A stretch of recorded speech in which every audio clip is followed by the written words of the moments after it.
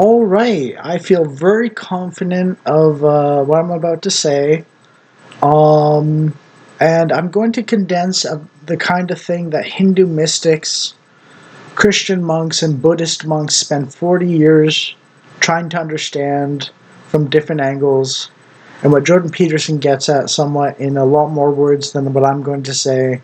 But I'm going to boil it down into a couple statements that are contextual, but it's roughly the position that these people spend 40, 50 years in the deserts to understand and all that stuff and so on. I know I'm making a very high bar of claims to myself here, but just listen and you'll be like, whoa, and so on. So I started with Ceci n'est pas une pipe. This is not a pipe. Dash, which means from, painting of a pipe. Looks can be deceiving. The image of something is not the reality of it. Trans woman, past for female, AI girlfriend, with the song by Bad Religion called I Love My Computer. And then we get into what one means by self is an illusion and Jung's collective unconscious and stuff like that. Or man is made in God's image, AI is made in man's image. And then there's an interesting cohesion to all this in regards to how physical objects as we experience them have a lot of empty space between atoms and molecules. And the quarks and gluons of quantum physics below the atomic level are even more dispersed and so on. So there's a fundamental embodiment of this stuff in reality on the physics level. Like literally it's just Newtonian, but the thing is, Newtonian physics, I throw ball, ball go far, works regardless of whether these things are true. And my comrade said, consider Plato's cave with the images and so on. And then I said slightly before that, but linked it in response because it was perfect, is images exist, but the thing also exists. The image is not the fullness of the thing. Both do exist, though. Heraclitus' tension of the opposites between chaos and order, dissolution, and solidity, being solid. And that's where we get into Plato's world of forms and into Jordan Peterson's approach to the divine, specifically when Jordan Peterson says the meta story is the most real, or Heidegger's being and becoming, also the ship of Theseus, or Kierkegaard's limited being with an infinite cosmos. I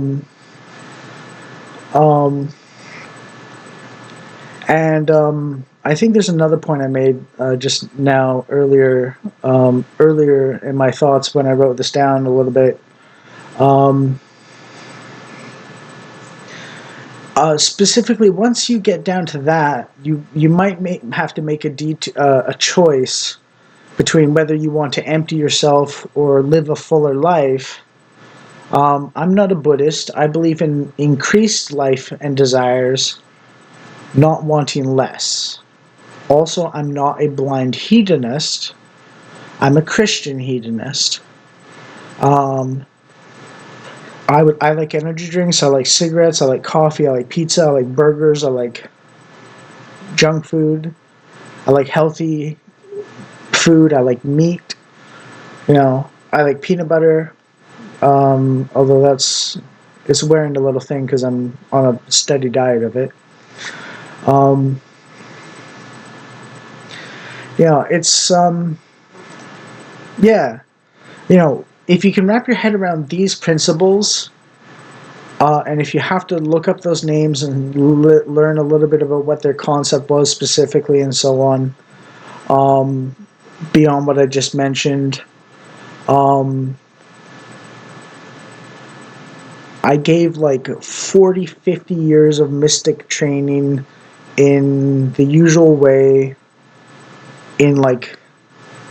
it's been less than 5 minutes since I started this video, even with my bragging.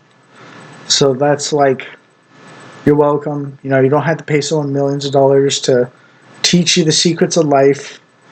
I'm basically giving a rundown of the reason why specifics and patterns.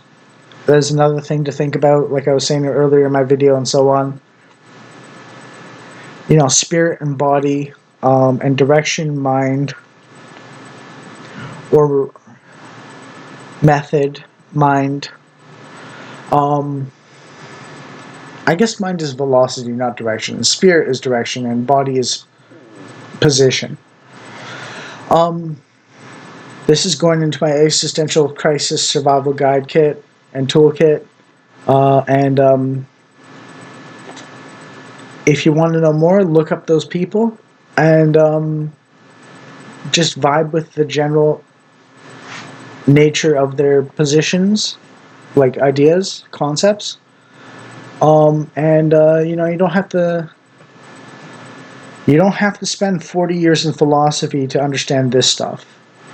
A lot of people get kind of into the domain, but they never put it to words, and I've just put it to words basically in a cohesive, less than 5 minute, or it's been 6 minutes now. Thing. I'm going to stop it here. But yeah, that's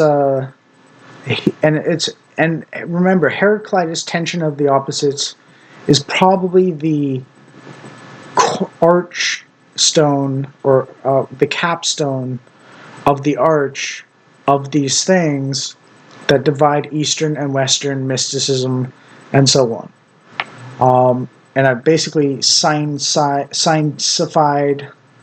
mysticism in this process.